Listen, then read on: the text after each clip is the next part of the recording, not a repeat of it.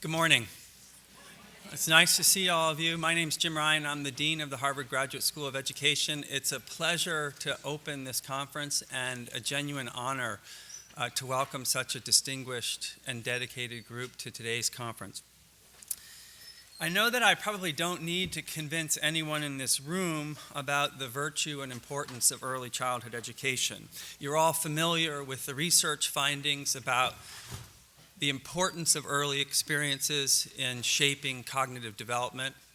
You're aware of the research that links attendance at high-quality preschool to substantial and long-term academic and social gains, and you're undoubtedly aware of the various studies that calculate the return on investment in preschool, and although may differ on the rates, all point in the direction of the fact that an investment in early childhood education is one of the wisest investments that governments could make.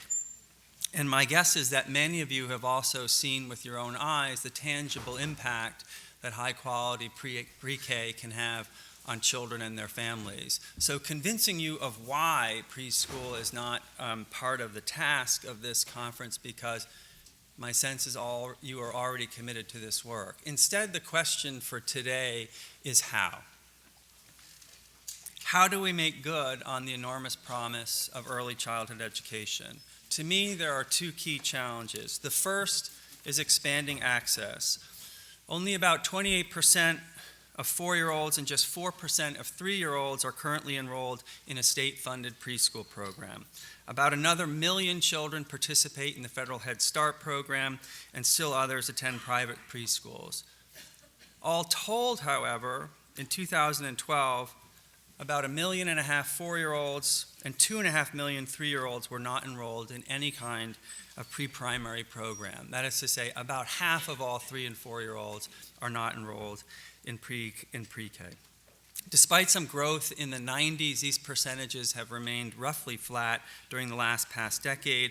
And for an international comparison, the United States ranks 25th in the world in early education enrollment. There is some positive momentum here. In 2013, as I'm sure you know, President Obama called for universal pre-K in his State of the Union address, and just this week he announced a $1 billion initiative in federal and private funding to help expand early care and education programs. But knowing all that we know about the promise and potential of early childhood education, obviously there's still a long way to go. We have to do more. We also have to do better, which leads to the next challenge, and that is improving quality. I've been interested in pre-K for a long time, and before I came to the ed school, I was a law professor at UVA. And I wrote an article a few years ago entitled A Constitutional Right to Preschool. And in the article, I made the argument that education clauses that are contained in state constitutions actually should and could be read to guarantee a right to pre-K. And the argument was straightforward. A lot of courts have read those education clauses to guarantee a right to equal educational opportunity or to an adequate education. For those that read the clauses to protect a right to equal educational opportunity, the argument is that pre-K is not just a benefit that should be afforded to some, but an entitlement that should be available to all. And for those courts that have recognized the right to an adequate education, the argument is pretty straightforward that pre-K should be a part of an adequate education. As I was writing the article, a number of my colleagues asked me why I wasn't spending a lot of time talking about quality. And I can tell you from a lawyer's perspective, I thought the most important thing was access, and I naively believed that quality would take care of itself. Well, now having spent, I know. Now having spent some time at an ed school, I've realized that quality does not take care of itself. And that's why the real challenge is how do we simultaneously grow pre-K while also improving quality? And improving quality requires answering a number of tough questions. How do we improve teaching in a pre-K setting? What are the essential design elements of a learning environment for young children? How do we identify and support students with disabilities? How do we deal with discipline in pre-K? And what role will parents, communities, and technology play? These questions are as critical as they are difficult, but I'm heartened by the expertise and the passion in this room. Today is an opportunity to work together, to find answers, and to move closer to realizing the full potential of early childhood education. And for all of those reasons, I'd like to thank you for being here and for being a part of this effort. I'd also like to thank our partners who made today possible, and they include the Foundation for Child Development, the Barr Foundation, and the Davis Foundation. My thanks in advance to those who will speak today. And finally, I'd like to thank my colleagues, Stephanie Jones and Nonie Lesaux, who spearheaded, conceived, and organized this conference, and Keith Collar and Mary Grasso O'Neill, among others, who helped make it a reality. So welcome again. I hope you enjoyed today's discussion, and now I'd like to turn the podium over to Stephanie and Nonie.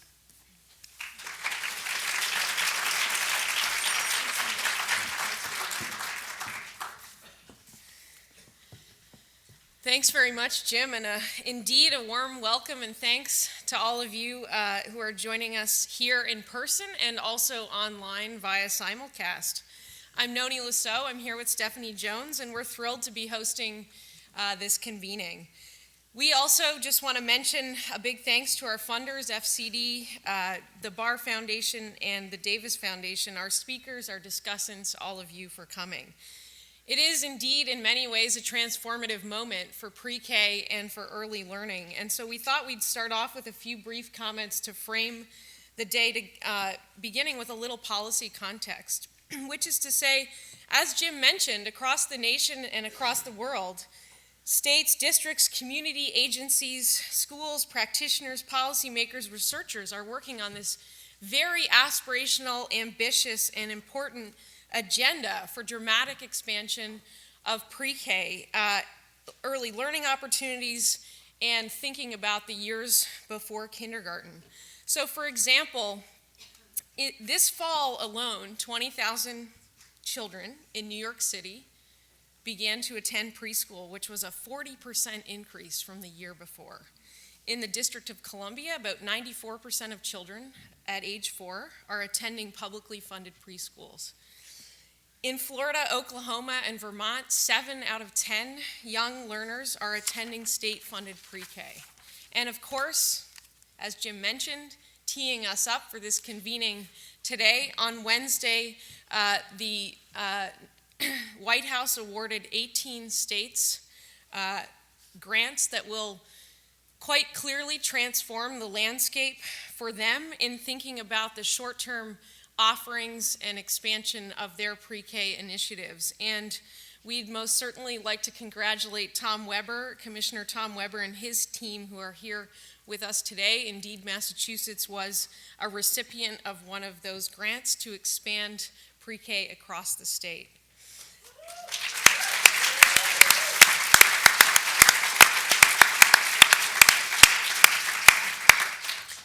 And I think the bottom line is that in many respects, all of these efforts are aimed at promoting early learning as a pathway to equalize opportunity for all and promote early learning, which is in many ways a major difference from the decades-old model of childcare. And in that respect, for all of us here today, there's a way in which we come to demand a lot from these settings and think a lot about what we expect of these settings for the children themselves and their long-range outcomes. And so the scholars, educators, government, and organizational leaders involved in this shift are responding to this need and this opportunity. And many of the researchers here in this room and many of you in this room have models and findings that the field is looking to inform their plans. And we know now more than ever, particularly from the science of the last 2 decades, that the foundations of lifelong health begin in the earliest years of children's lives, but that this foundation, as a positive one, is entirely dependent upon the quality of those environments and the relationships that come with them. And so whether it's home, school, or community, we think a lot about the need for the kind of high-quality, complex environment that children need. Which brings us to the dilemma, so I'll turn it over to Steph. That's like the perfect marriage, isn't This it? is how it works between us. Welcome. Like you, we have long been concerned with promoting young children's healthy development and well-being. As developmental psychologists and researchers who regularly partner with communities and states in the implementation of these sorts of initiatives and policies, we are, appropriately, both excited and concerned about today's momentum. We view today's political context as representing a watershed moment. The field is focused on expansion at a time when the system still needs great improvement, and we have little knowledge and too few examples in the field of early education to inform a high-quality effort. Despite years of research and significant investment of financial and human resources, efforts to promote young children's outcomes on key indicators of learning and social-emotional competencies have generally resulted in small and often fleeting impacts. But the promise, as we all know, that's why we're here, and the potential of early education for children and for society has never been clearer. For the current and largely unprecedented policy initiatives to drive substantially improved outcomes for children, there's much to learn and to act upon. So now we come to today, and all of us here. This convening launches a strategic collaboration that serves our shared goal of advancing this next generation of early education. The response to this event has truly been overwhelming and heartening for both of us and for all of us in the room. The diversity in the room represents a wealth of knowledge and experience. Our close to 300 participants here today hail from all over the U.S., as you can see, as well as from many other countries, including New Zealand, the United Arab Emirates, the Netherlands, Brazil, and Canada. And here in the audience with us, we have early childhood program teachers and principals, district and state directors of early childhood initiatives and programs, early childhood organization and policy analysts, and many others. Our coming together today in this way represents a significant opportunity to highlight and link emerging and practical insights from the science of early learning and development, along with lessons from recent implementation efforts to practice and policy in an effort to guide the conversation about pre-K expansion and improvement. Together, we'll generate insights that any one of us would be unlikely to arrive at alone. So what I'd like to do now is turn the podium over to Jacqueline Jones, President of the Foundation for Child Development, a major funder and partner, who will make some introductory remarks.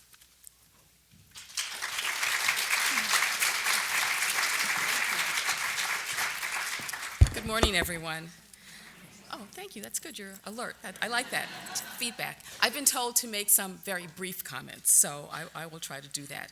I am delighted to be here this morning on behalf of the Foundation for Child Development. I hope this is the beginning of a series of ongoing conversations around really important issues among researchers, policymakers, and practitioners. You know, when Nonie and Stephanie pitched this idea, it didn't take a moment for me to say that FCD was really in on this idea.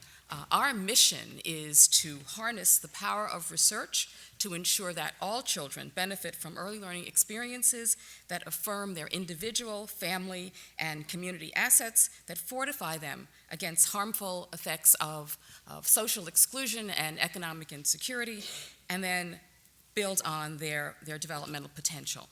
So having the research as a core lever for our work is what we do, and having that research be meaningful and answer real questions that can be used by policymakers and practitioners is critical.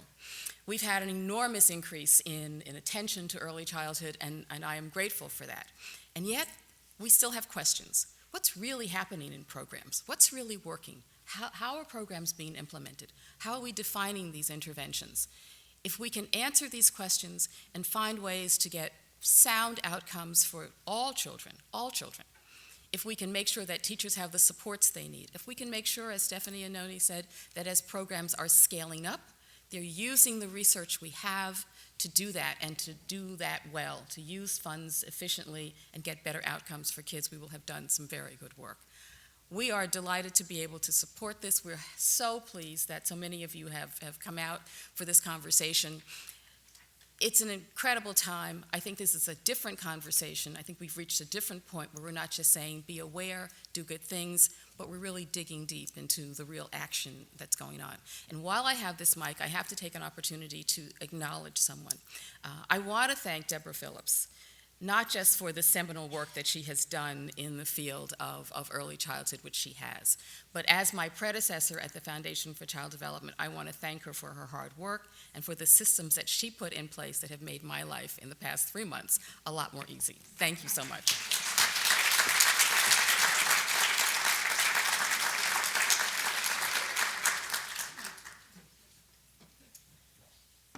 Thank you, Jacqueline. Next, I'd like to extend a warm welcome to Commissioner Tom Weber, who is a Commissioner of Early Education and Care in Massachusetts. Tom has his roots in policy advocacy and stepped into the role of Commissioner in 2013, has long been a champion of child health and development, and has since been leading a number of initiatives at the state level, including a targeted language and literacy building campaign. So Tom, congratulations again and welcome.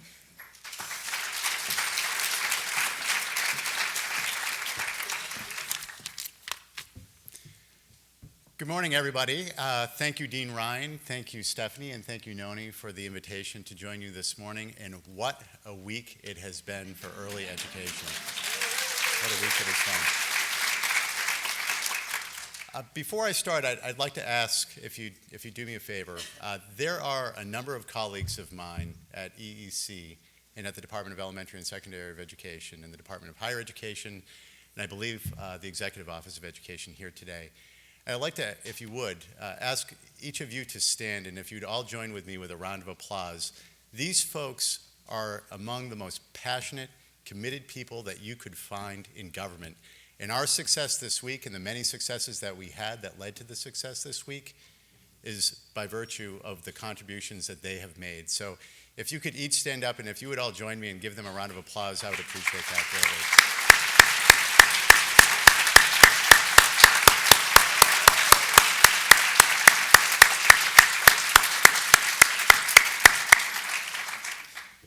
As commissioner, I get way too much applause than I deserve, and they get far too little, so I appreciate your indulging that for a moment.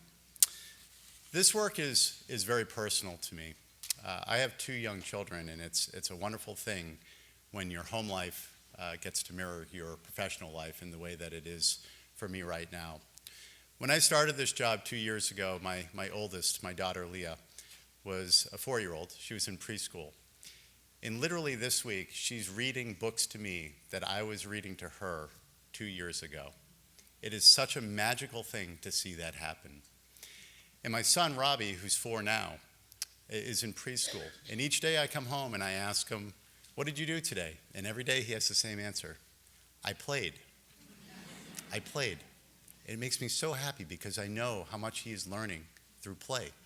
It's wonderful to be able to see this happen.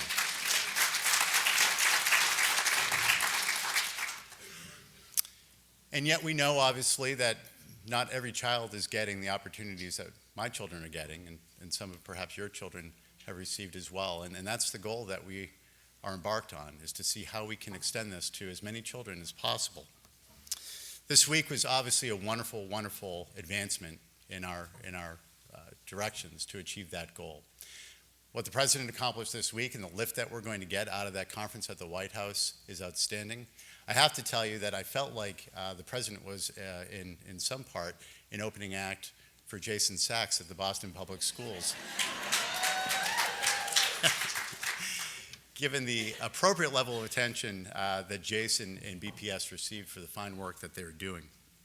And we're obviously very excited to have received the preschool expansion grant opportunity. This is one of the best opportunities that we have had as a state to break away from the system as we currently know it and as it's currently funded, which is still really as a workforce support, and to actually advance to a place where we're achieving a genuine system of early education and care. It's going to be a fantastic opportunity to get to these 5 communities, to reach the 3,000 children who otherwise would not have an opportunity to have a high-quality preschool experience, and to build on that opportunity. So we're really excited about that. We've been very fortunate in Massachusetts to have the leadership of Governor Patrick and the legislature in advancing our achievement gap closing agenda. And because of that critical support, we've been able to make significant investments in the quality of our programs and invest in the development of our workforce and increase access to programming for low-income and at-risk children. These achievements were vitally important in positioning us for the Race to the Top Early Learning Challenge grant, as well as the Preschool Expansion Grant. The Early Learning Challenge really recognizes that in child development, the environment matters, specifically the quality and experience and setting of that early education environment. And in Massachusetts, we also recognize that our work really needs to go beyond just the formal early education and care settings, how we reach families, and we reach families where families actually live. And we achieve that by engaging not only our early educators, but parents, families, social workers, pediatricians, other clinicians, adult educators, librarians, museum staff, parks and recreation programs, and most importantly, by engaging the general public in a conversation about the importance of high-quality early education and care. We've made significant advancements over the course of the last decade. Much of that has been accomplished through the Early Learning Challenge investment and the partnerships that we've been able to foster as a result of that work, and also in advancing a birth through grade 3 agenda. And we've had terrific support from the National Governors Association, the Education Secretariat created by Governor Patrick, this Graduate School of Education, and I specifically want to thank Nonie for the work and the leadership that she has brought to our early literacy expert panel. That's going to be vital in building a genuine system that starts at birth and moves through grade 3.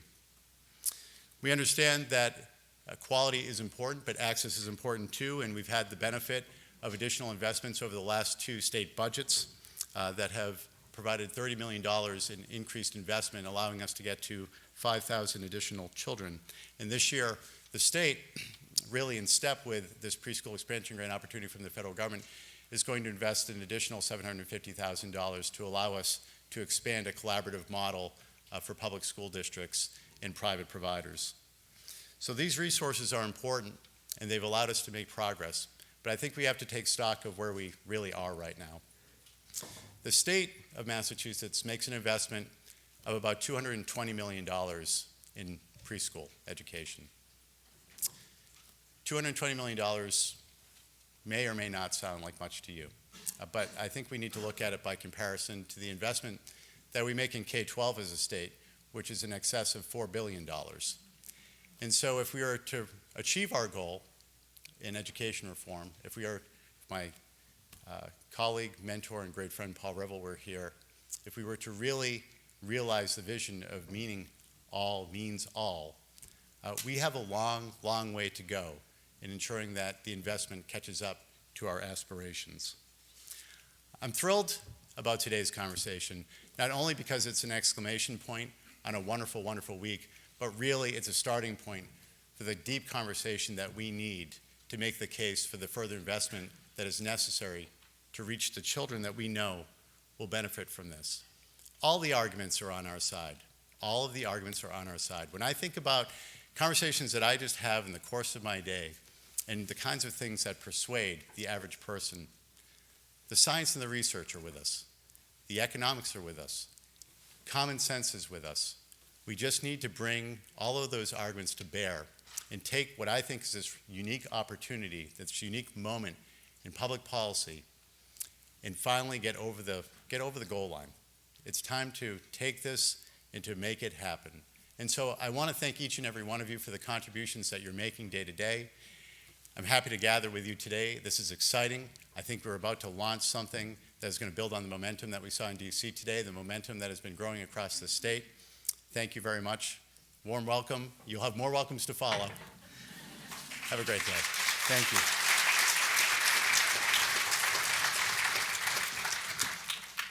Thank you, Commissioner Weber. Just a few housekeeping items before we begin in earnest. As you know, we have a packed day, and as such, we're keeping our introductions quite short to stay on time. There are full bios for all of our speakers and discussants and participants in your packet.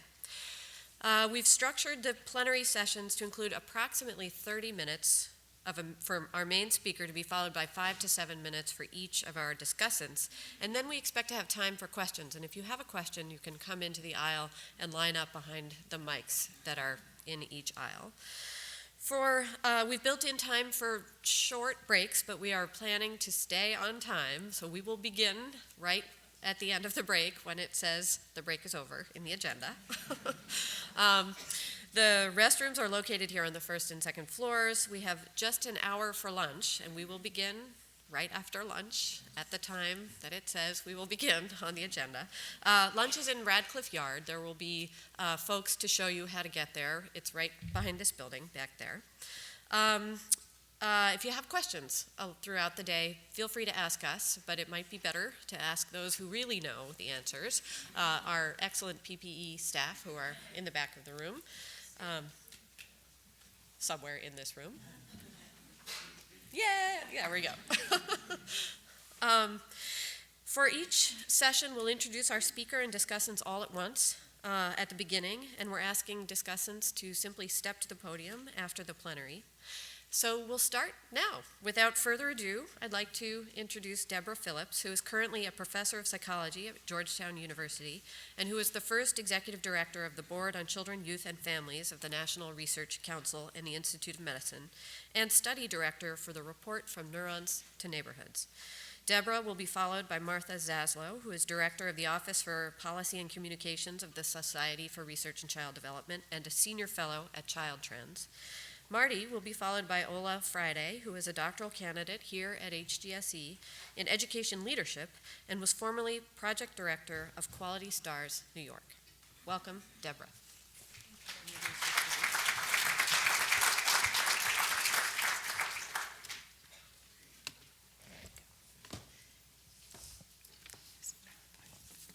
Okay, thank you. It's really wonderful to be here, and I have already congratulated Steph and Nonie for convincing the president to set the stage for them a couple days ago. Well done, really, fabulous. When Steph asks me to do anything, I always say yes, and she does the same for me, so we're a good team. But this is a very special event and a very special day. Jacqueline, what can I say? There's nobody I would rather have handed the baton off to than to you. So that was lovely, and thank you. Thank you for that. Thank you also to Dean Ryan for being supportive of this issue and of Nonie and Stephanie here. And congratulations, Commissioner Weber. Fabulous job. We all look to Boston and Massachusetts for leadership on these issues, and you've always provided it for us. Our charge today was to come up with 2 to 3 major lessons that should be considered in moving forward with the design and implementation of the next generation of pre-K education in this country. And you're going to hear me talk, just to give you sort of the key words, about stress and peers and tolerance and teachers, of course, the things I care about the most. And I'm also going to try to set the stage a little bit for the presentations to follow by highlighting some of the overarching themes that I think are going to resurface over the course of the day. So, early care and education has always been a chameleon. Give it a role to play, and it will fit that role. So the issue of goals and values are always very prominent in this field. It has served the role of integrating immigrant children into our society back at the turn of the century. It has served the role as literally providing a place for children to be parked in slots while their low-income mothers are required to join the workforce, although I'm very pleased that just last week, finally, the attention was turned back to issues of quality in the Child Care and Development Block Grant by a bipartisan bill that was passed, so that's very exciting news. It has served the purpose of respite care for children and families at risk of child abuse and neglect. It's, of course, played a role of compensatory education, and then today we have this whole pre-K movement, which we'll be talking about as school readiness for all. But I have to say that early education and child development goals, and therefore attention to quality issues, have always been salient, at least in some quarters, sometimes small pockets, sometimes not so small, of the early care and education landscape. So in World War II, we had the Lanham Act Child Care Centers, right? They were designed by the amazing team of Henry Kaiser and Lois Stoltz. And they were gorgeous programs, often in the factories where the mothers were working. It was part of combat readiness. They had BA level teachers with child development degrees and at least 3 years of experience. The teachers were paid professional level wages. And they also had nurses and nutritionists and family counselors. So we can look back and see models that we can be very proud of. Of course, we had early Head Start, and now we have pre-K. But what is, I think, really new are the exceedingly high expectations that we now have for what pre-K in particular and what pre-K teachers can accomplish for all children. We really have placed pre-K on this platform, very tall platform, of giving children their first step, their first leg up on a lifelong trajectory of school and economic success. And at the White House on Wednesday, we also heard, of course, about how pre-K is going to solve issues of health and also community safety. So we have very high expectations of what is going to be accomplished now. So we have, that's a mixed blessing. We wouldn't trade it for the world, I don't think, but it is a lot to live up to. And also, who wouldn't want a Nobel laureate in economics who really looks the part, right? Putting things like this up on his wonderful website and talking about how early childhood education has the largest return on investment of any place you can put a dollar, and therefore lending it a very prominent place in producing societal benefits and thus a role in terms of the common good, which I think is really finally taking hold, which is very, very exciting. Okay. So Jim Heckman's work has been translated into a very simple and compelling message, which is that skills beget skills, and the path begins early. In other words, development never starts with a clean slate. It always builds on what happened earlier. A stronger foundation of early capacities makes subsequent efforts to promote learning through various early intervention strategies much more efficient in terms of both brain development and social costs. And importantly, as far as the brain is concerned, you're going to hear a lot more about this from Professor Nelson, any environment that it encounters is an early intervention. The developing brain is explicitly designed to greedily absorb and recruit information from its earliest experiences and environments to shape its developing architecture and neurochemistry. You've heard this many times. But the key thing to remember is that it does this for better or for worse. The brain is completely ecumenical, and it takes up the good, the bad, and the ugly. So as a result, this is why I say that all environments, and certainly all early care and education environments, are early interventions. And the difference is only one of intentionality and the priority that we lend to ensuring that children's growth and learning and health are taken care of in their earliest developmental and educational settings. I would guess that most of you, let's see. Oh, sorry, I'm hitting the wrong button. All right, there we go. There we go. Okay. So I would guess all of you are very familiar with the promising evidence regarding the cognitive and social-emotional impacts of the Boston and the Oklahoma, and specifically the Tulsa as the largest school district in Oklahoma, preschool programs.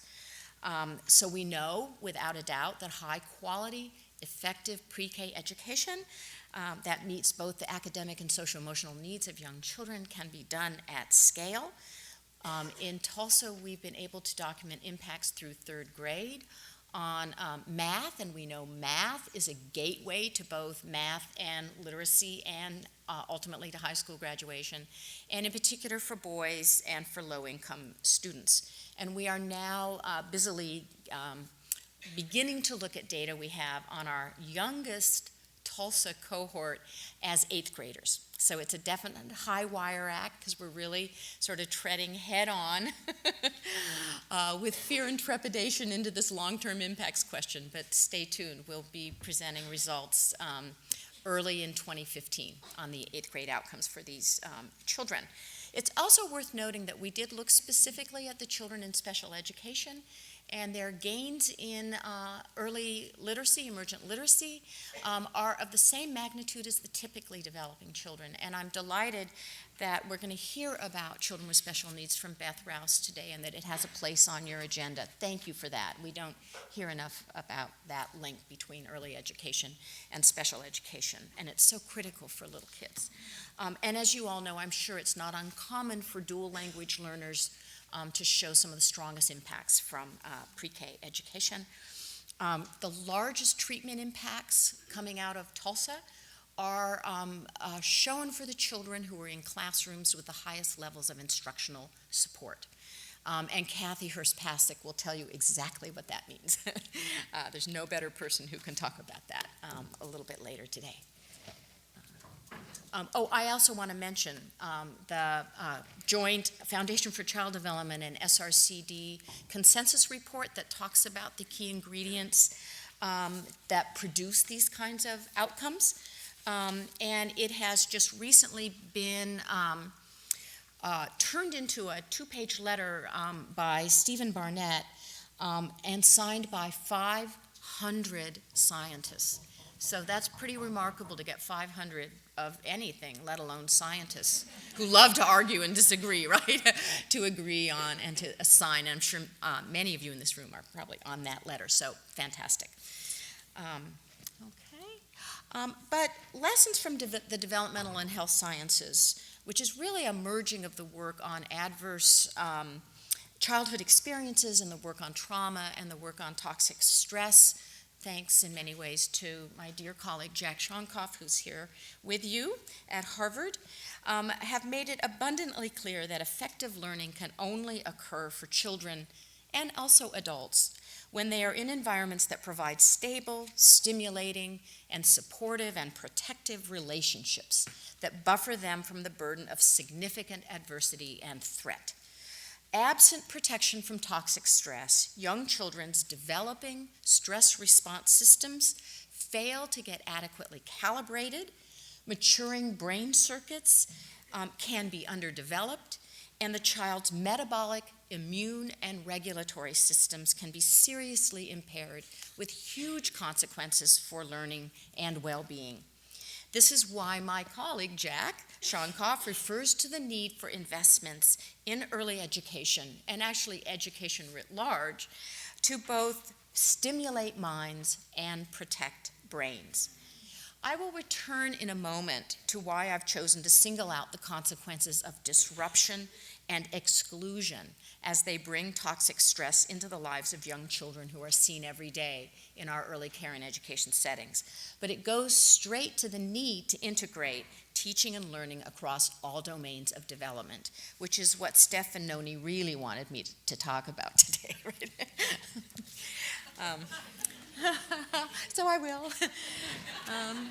Okay, so this is your brain on poverty. Poverty is a pretty good proxy for adversity in this country in particular. This figure is from the work of Jamie Hansen and Seth Pollack and others. examining brain development in healthy children, full-term healthy babies, from a huge range of economic backgrounds, really ranging from 4% to 400% of the poverty line. And they not only found differences in gray matter volume in the frontal and parietal lobes of the brain that were linked to income. So the blue bar are the lowest income families, and the green bar going up the years from 5 months of age up to 37 months of age, right? So they reported that children from poor and near poor families had slower pathways of front matter growth during infancy and early childhood. These effects were concentrated among the most impoverished children. Gray matter in these areas supports the processing of information and executive control of goal-directed behavior. Namely executive functioning, right? Planning, memory, impulse control, control of attentional systems. And you'll hear this from me again, and I'm sure you'll hear it throughout the day. Similar pictures link variation in poverty and the accumulation of risks that accompany poverty to hippocampal and amygdala volume and growth rates, pro-inflammatory tendencies, and patterns of cortisol, our stress hormone output, and the functioning of our stress response system, and also to both sympathetic and parasympathetic nervous system activity, including a growing number of studies of young children. In other words, you cannot find a part of the brain that is not affected by stress and adversity, with the lack of a supportive adult to be protective. So why should educators care about this?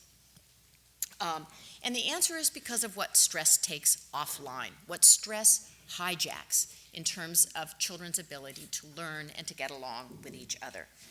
So due to the brain areas and circuits that are hijacked by stress, these capacities include the executive functioning skills, the working memory, the control of attention, the impulse control systems that you've heard about that are kind of the air traffic control system in the brain.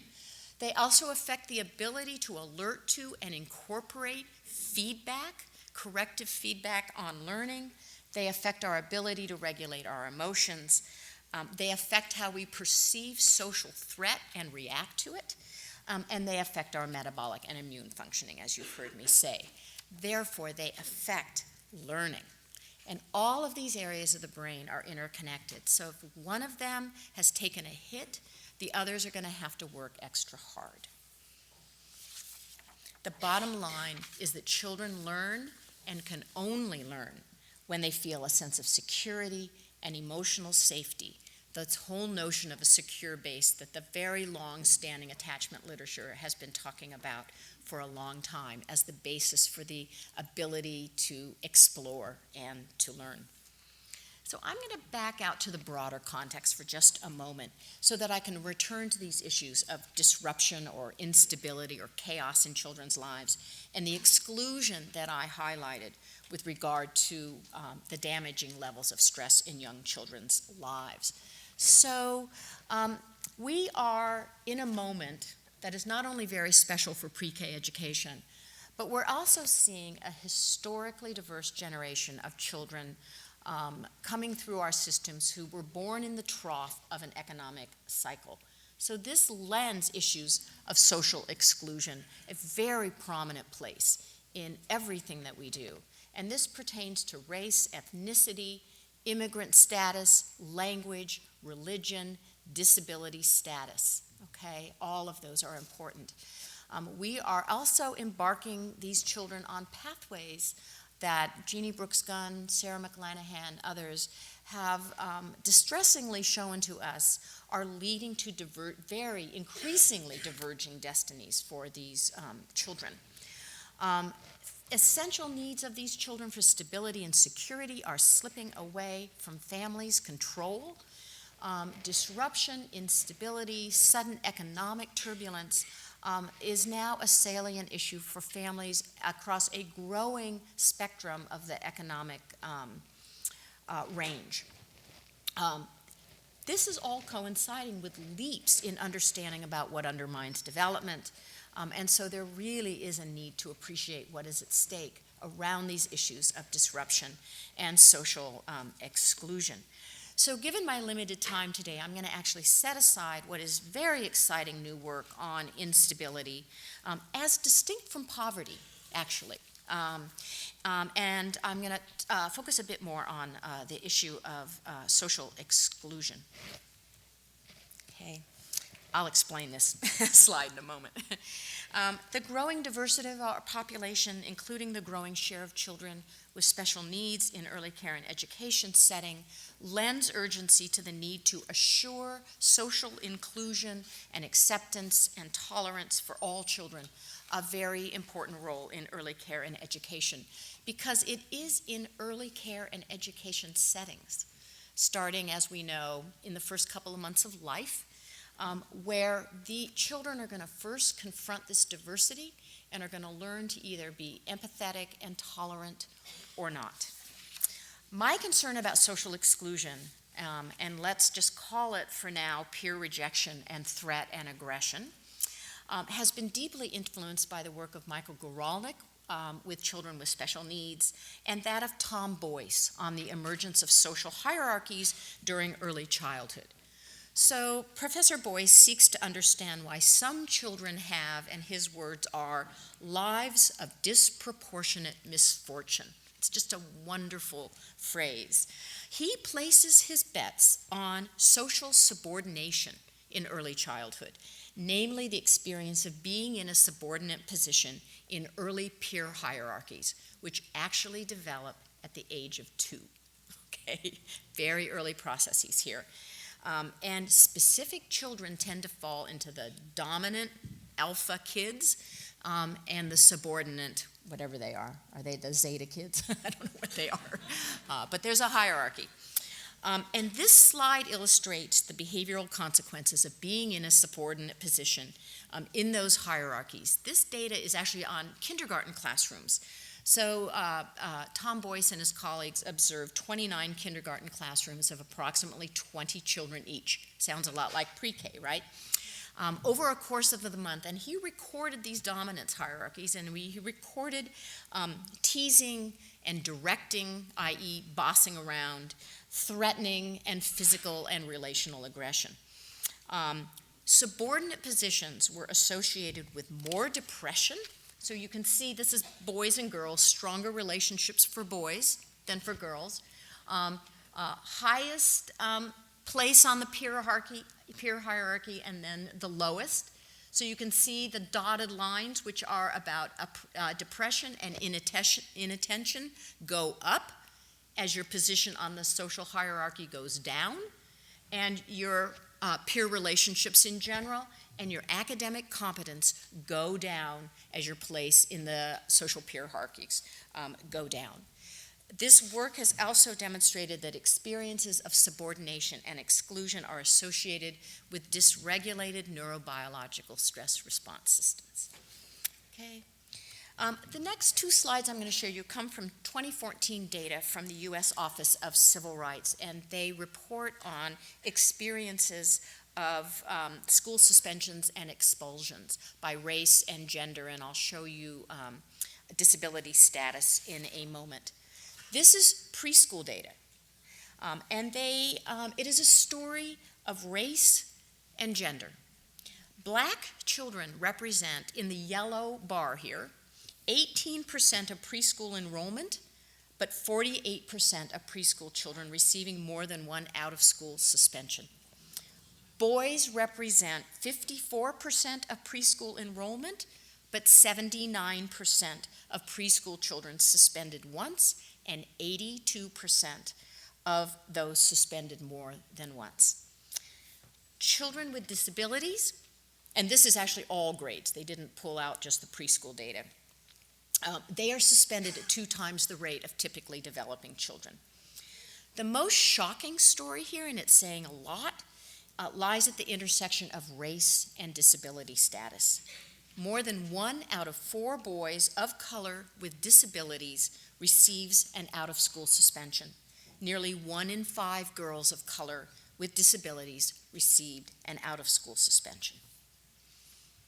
So my takeaway from this collective evidence is that whatever is being implemented as preschool education or in pre-K classrooms must attend to peer dynamics.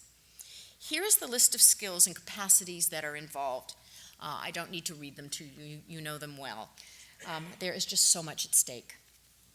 They have to be explicitly taught and modeled.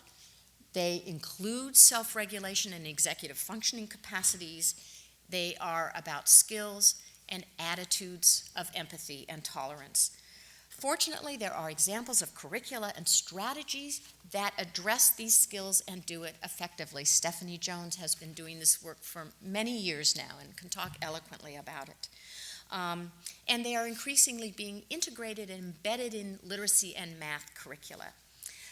When these skills and attitude are learned and acquired, the benefits accrue to both relationships among children, with adults, and also to academic learning.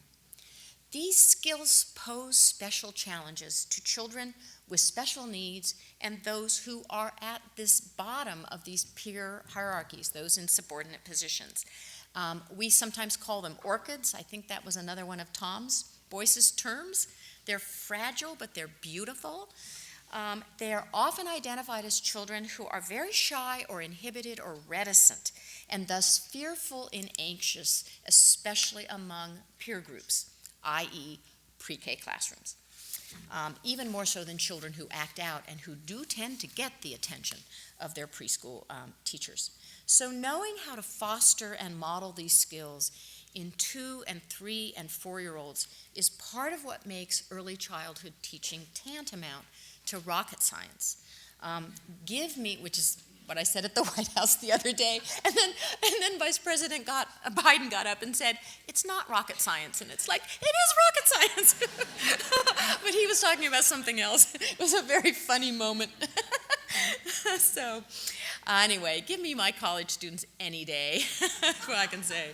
So enter the rocket scientist. Oh, and I'm really going over, aren't I? I'll zoom. I will zoom. So we know teachers are the agent of implementation and the essence of quality. They play an essential role in establishing a safe and supportive and emotional climate in early childhood classrooms.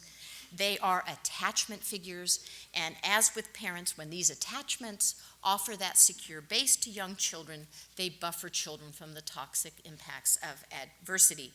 They enable children to explore and take risks, and they promote well-being.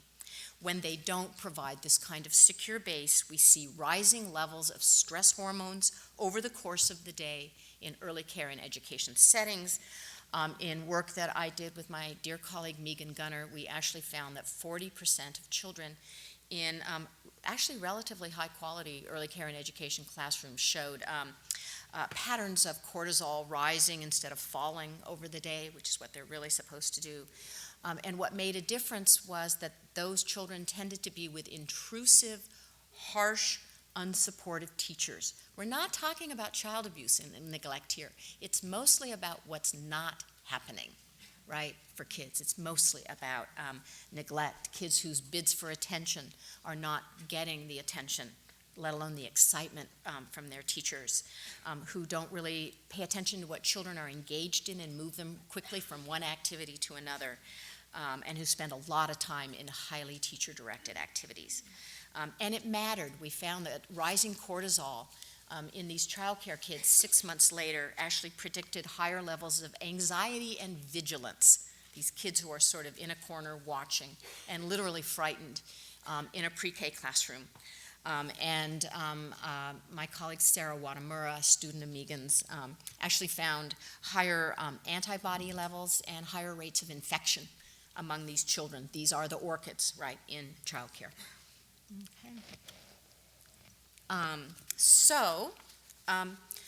One endnote on Boyce's work is when he implemented kind of a curriculum that focused explicitly on issues of tolerance and acceptance in the kindergarten classrooms that he studied, the link between these kind of being in a subordinate position and depression disappeared.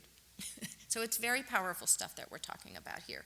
So I really contend that the central job of early care and education teachers is to establish the environment of relationships that will enable all children to thrive and to learn, and this takes hugely new meaning in the context of the growing diversity of the preschool population. So this is about what it takes, and I probably will just kind of zoom past this slide so we can move on, because I think we'll come back to these issues, and I'm sure, Marty, you'll probably talk about them right in your comments, okay? But bottom line is that teachers do need the same kind of executive functioning, mental health, so on, that children need to do these jobs well. But in fact, teachers are highly stressed and depressed. As a workforce, Marcy Whitebook and Carolee House and I just issued a new report looking at 25 years after the National Child Care Staffing Study. So again, I'm not going to walk you through this slide, and I'm happy to make these available, to people here too. But we're looking at pretty high rates of depression across studies in child care teachers. In new data that Marcy Whitebook has provided, 73% of them worry about being able to pay the bills at the end of the day. Over half of those young children worry about getting food on the table. Economic insecurity breeds stress. Stress means a teacher who really is her own skills to kind of provide that kind of sensitive, moment-by-moment, highly skilled instruction are also being taken offline. And I provided you with some of the data on that here. So this is a quote from Neurons to Neighborhoods. The time is long overdue for society to recognize the significance of out-of-home relationships for young children, to esteem those who care for them when their parents are not available, and to compensate them adequately. And it's a statement that still stands true today. So here are my 3 takeaways. Early education settings need to be viewed as engines of opportunity and bases of security for all children. Absent security and protection, stress can and will undermine learning, and teachers are the essential actor for implementing both effective instruction and protection from stress and the prevention of exclusion. And they also require and deserve jobs that are free from economic stress and dependence, and therefore they really deserve higher wages. So thank you very much.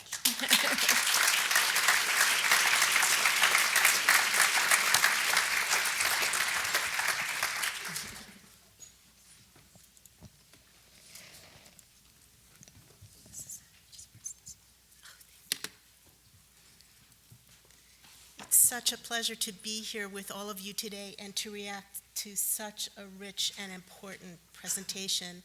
I was asked by our conveners to draw out 2 strands that have to do with the design of pre-K as we seek to expand pre-K programs, and 2 reactions that have to do with implementation. There's so much more I could have reacted to in your presentation, Deborah, and so view this as the starting point for a general discussion, please. To me, a key takeaway message, not the key takeaway message, but a key takeaway message from Deborah's presentation that we can build on in both designing and implementing preschool programs at scale is that learning in the early years takes place in the context of relationships, and that secure and responsive relationships in early care and education are important in themselves, and they also support and predict learning.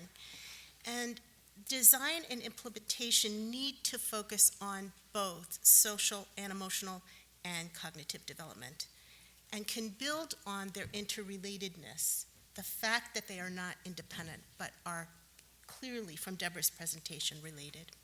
So I'm going to pick out now 2 strands from the presentation that I think have implication for design. Sorry for the very small print on this. A first issue has to do with the selection and implementation of curricula. A priority in our country needs to be placed on instructional quality. Deborah noted in an earlier draft of the presentation that there are observations of instructional quality in pre-K programs that show them to be in the low to medium range, not to reach good nationally. Our class scores, our observational measures of quality on social and emotional development are actually in a higher range, which is interesting in light of the findings that you're presenting. But what do we do to provide content-rich instructional quality while honoring and observing everything that Deborah has been talking about. This is a key issue if we are not going to increase the stress of teachers. We want a socially supportive environment that they are creating and participating in, and yet content-rich in terms of instruction. And I think this is a key challenge for our time, how not to push down instructional practices from K through 12 grades when they're not appropriate, but to do content-rich instructional practices that also support the social and emotional development of the children. And I just wanted to say that we have several important examples before us about how to do this. One of them comes from Boston Pre-K, and I asked Jason if he would expand on this, so I'm just going to mention it briefly, which is that Boston Pre-K selected 2 content-rich instructional curricula that are cognitive in focus for literacy and for early math, which you heard, math is extremely predictive of later outcomes and is often not focused on. But there's a coaching process to support those curricula. And in that coaching process, I believe there are many people here from Boston Pre-K who will help me explain on this, along with Jason, that the coaches do a lot of proactive work to help make sure that the social environment is supportive. So in the implementation of curricula, you can support social and emotional development. And then there are 2 other important examples of curricula that intentionally bring together components that involve social and emotional and cognitive, like preschool paths. And there are also curricula where the 2 are woven together. So this is the 4R approach, where it's a language and literacy curricula focusing on emotional expression and self-regulation and social and emotional content. So we need to take very seriously what Deborah has said about the interrelatedness, and we need to plan and design specifically and intentionally for curricula that build on that interrelatedness. A second key issue that I want to draw out that I think has implications for the design of pre-K programs has to do with broadening our focus on relationships. The teacher-child relationship is central and foundational. This is a key focus of our observational measures of quality. But Deborah's presentation also underscores the critical importance of other relationships in the classroom and at looking at relationships over time. So our observational measures of quality by which we rate pre-K programs are one morning, sometimes more than one morning, but they're point in time. And I think one of the key implications of Deborah's presentation is that if we're going to design pre-K programs, we need to think across time at stability of relationships. We will not have children feeling secure if staffing patterns change. And we need to think not only about lead teachers, but about teams of teachers who communicate well and themselves model in ways that children observe good communication. So I think we need to expand our conceptualization to think about over time.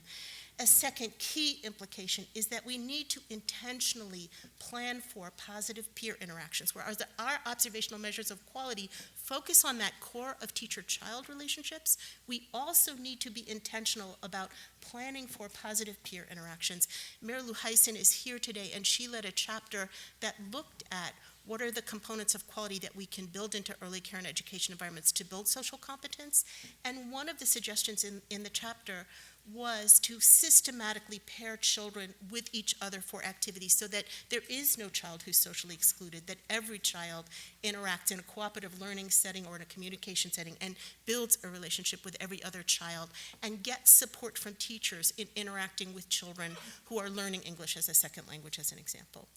And a third critical expansion of our framework for relationships is thinking about teacher and parent relationships. Children are observing the way that teachers interact with their parents.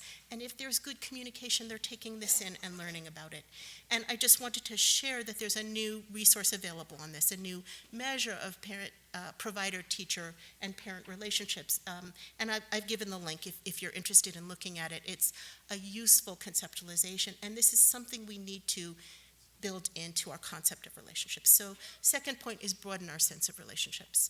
I'm just going to talk about 2 implementation issues quickly. One is that we have an emerging science of implementation. that says that when we think about building high quality, we need to not only look within the classroom, but at the systems that are supporting the classroom and plan intentionally for them. So one key example here has to do with coaching as a form of professional development. There's good evidence that coaching helps to support the implementation of good curricula, but we tend to focus in our coaching efforts on what happens within the classroom. So we may not think about the director. What is the director's role? We may go around the director to put a coach in the classroom and not involve the director in planning for the implementation. Implementation science says we need to think about the director and above the director at systems for selecting the coaches, for training the coaches, for supervising the coaching. Coaching is a very challenging activity, and we need to think about moments to provide the coaches reflection and support. We're basically mirroring relationships. The coach provides support to the teacher can then turn around and feel supported in what he or she provides to the children. But we need the coaches to be part of a system that helps them implement something systematic. We are at risk of becoming casual about the use of the term coaching. Oh, we put in coaching, all will be well. No, we need specific models of coaching. We need them to have manuals. We need measures of fidelity. We need support systems that go up above the individual, to include the program and the director, but to go up above them. These are articulated in an article that I wrote with Catherine Tout, because what we're seeing in quality rating and improvement systems is a very casual use of the term "we have coaching." We need to get specific about coaching models and to make sure that they're happening with fidelity. And I know that Rena Hallam could expand on this in your work in Delaware, which is just phenomenal at the use of implementation science, looking at how to engage home-based providers. And then the last issue that I want to talk about has to do with suspension and expulsion.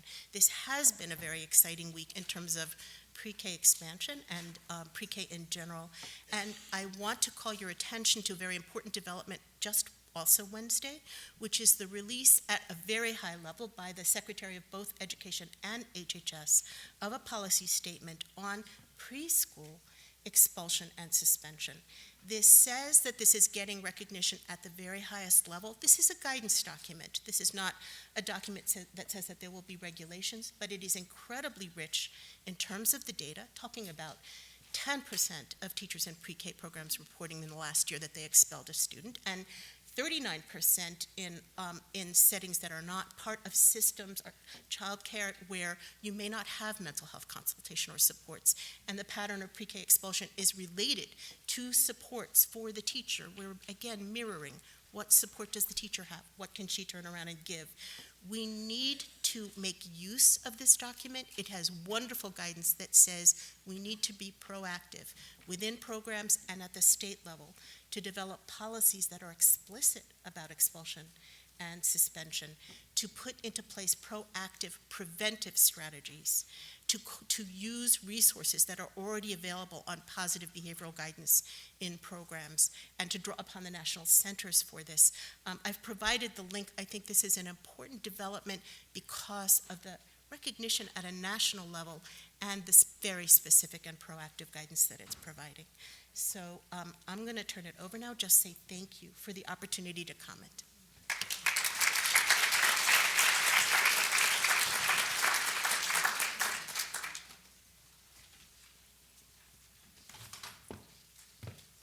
Good morning.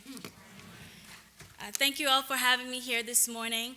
I especially want to thank Nonie and Stephanie for the opportunity to be with you today at this very important and timely event.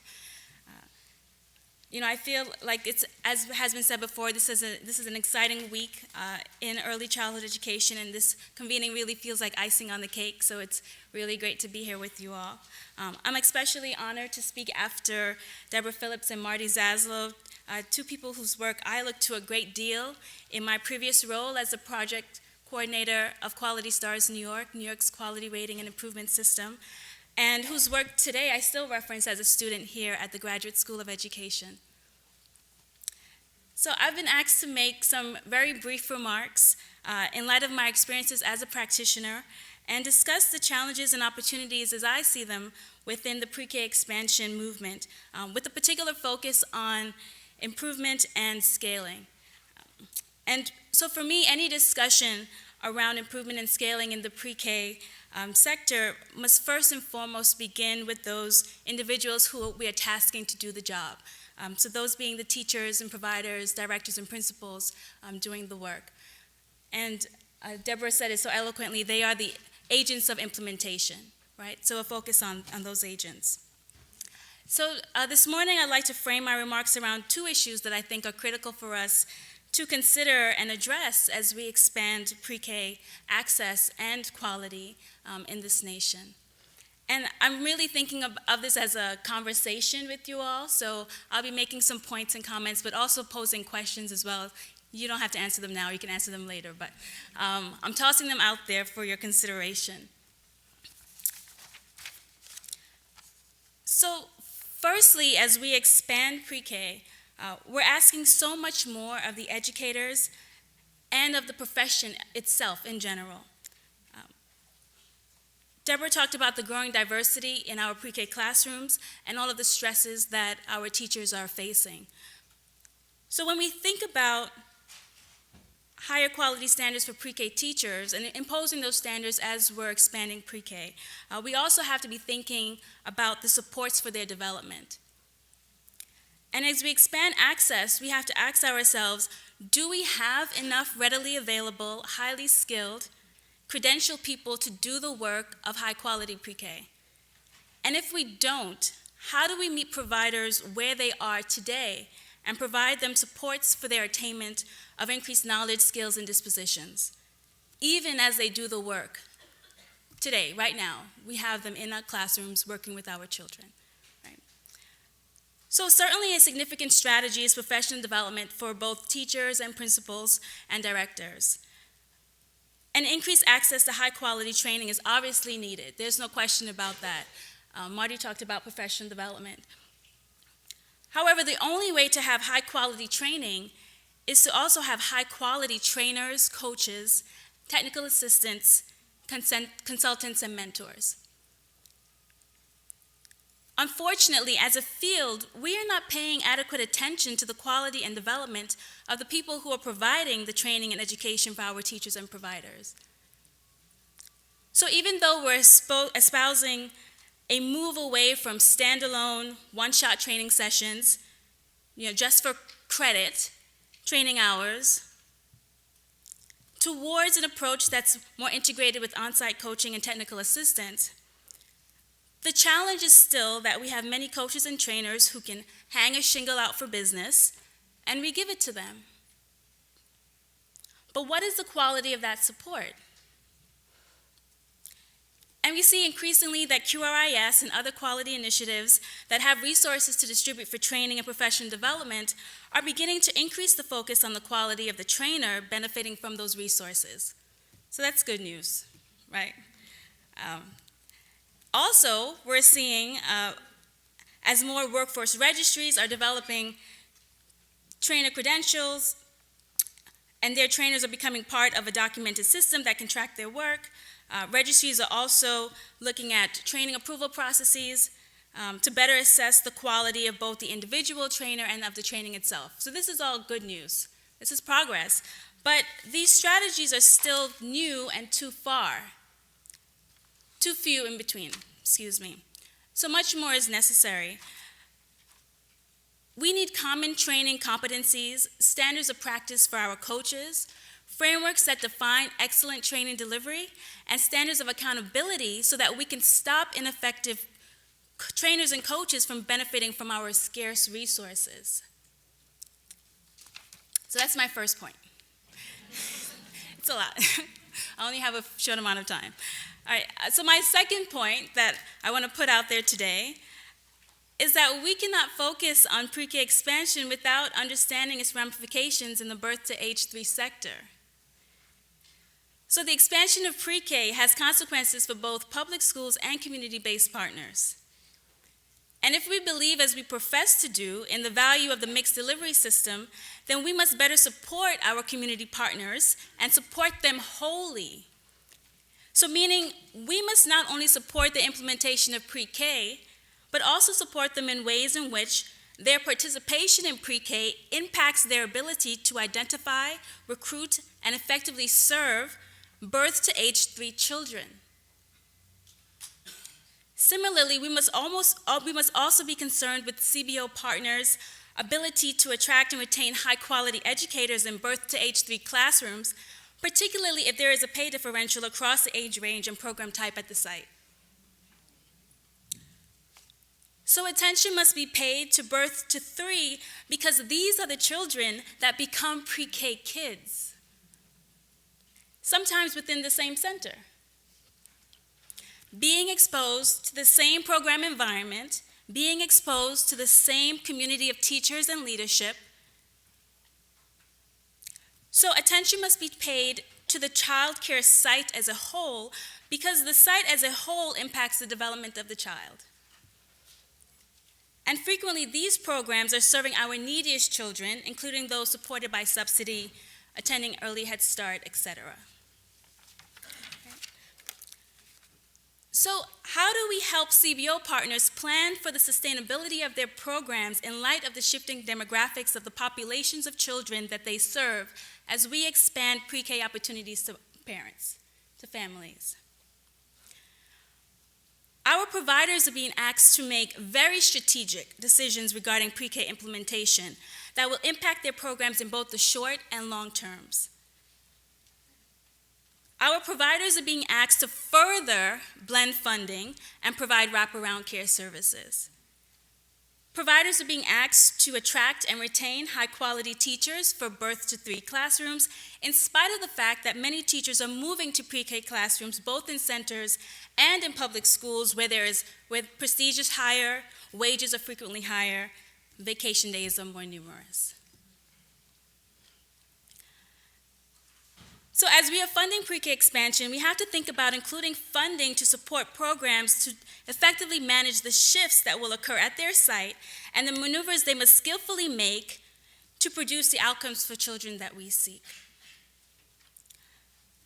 So how are we thinking about supports to allow CBO providers to do all of what we are asking of them as we expand pre-K? Providers need supports for strategic planning, marketing, business planning, and financial management. So, as you know, I'm from New York. There we have the Children's Program Administrator Credential, or CPAC, and this credentialing program provides a series of courses for current and aspiring program leaders around those very topics. So supporting programs like CPAC to make sure that our child care leaders are getting the development and support that they need to be the most effective leaders in this shifting early education environment, where more and more we're putting policy demands on them and asking them to make very strategic decisions. So my time is up, but I want to leave you with this question. If we don't support the birth to 3 pipeline in our pre-K expansion efforts, are we fundamentally undermining the very system that we're purporting to build? Thank you.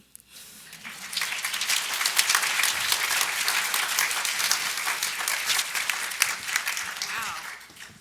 Thank you very much. We have time for 2 questions. You have to live up to what you say. So there are mics in the middle. If you have a question, you can go right up to the mic. There's one in each aisle. Okay. Go right ahead. Simple. Because I think, Deborah, you addressed this Wednesday. I'm going to quote Henry Ford, probably improperly. We shouldn't worry about training our teachers and having them leave as much as we should worry about not training them and having them stay. What are we going to do about the salaries for these teachers? Whether your focus is environments, teaching, curriculum, they keep leaving to work for Walmart, to work in the school system, to work somewhere where they get a livable wage and insurance. What are we going to do about that? So I've got the answer. It's called more money. No.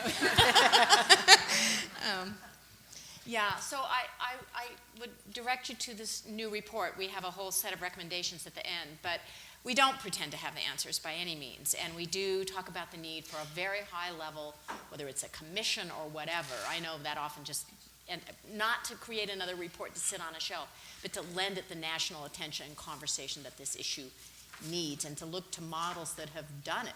So we only have to look as far as the U.S. Department of Defense, because all 4 branches of the military have, I mean, I say to my students jokingly, if you want to get high quality childcare when you have children, join the military, because they have recognized that it is essential to combat readiness. They don't want their soldiers in Afghanistan and Iraq worrying about their kids back home. So they have a childcare system that has teachers on the, they call it the GS system, right? The General Services, is that what it is, system? So same education, same experience, same professional development, no matter where you work in the military. If it's in childcare or, you know, out in the, you know, combat fields, well, they get combat, I guess. You're earning the same wage. It's a consistent system. So they've figured it out. They recognize the importance of needing stable teachers who aren't moving to go work in the fast food joints on the basis to earn more, as you say. European countries have figured this out. I'm actually optimistic that we, you know, Oklahoma figured it out. Boston figured it out in their pre-K systems, right? You've got to pay them on the K-12 wage scale. So, you know, we're beginning to get some answers. This is a huge scale-up issue because it's expensive. It's going to be expensive. And it's going to have to build slowly, and it's going to have to be tied to education. And I think that's the only professional development. So, yeah. Deborah, you talked about the powerful evidence about social exclusion, and you talked about the increasing diversity of the preschool population. But I suspect, and maybe I'm wrong, that the actual classrooms that children are in are highly segregated by race and class and economic characteristics. So how do we address the need for building empathy and tolerance in a system where we have such highly segregated classroom environments? Barbara, as always, that's just a wonderful question, and I would love to hear what other people have to say about it. I mean, you're right, and we do know that today all of our schools, right, are becoming increasingly economically and racially segregated because of it's you know, it's these diverging destinies taken down to the level of children and schools and classrooms. So I don't have a good answer except to figure out models where we, you know, work against that trend. Do we find partner schools or sister schools and get kids together that way? You probably have an answer because you do this work. I live in New Jersey, where we actually do have good longitudinal data about the impact of our preschool program, but we have one of the most highly segregated school systems in the country. So I'm asking the question because I think we really need to address it and try to answer it. Yeah, it's a big barrier. Thank you very much. You have raised a number of really, really important issues that I think consistent with our intention in this meeting today, are really at the leading edge of what we are facing in the future with early childhood across that spectrum. So we do have a break now. There's water, I believe, and snacks and coffee outside. We will begin for sure at 10:15. So have a break. Wonderful comments, you guys. Wonderful comments.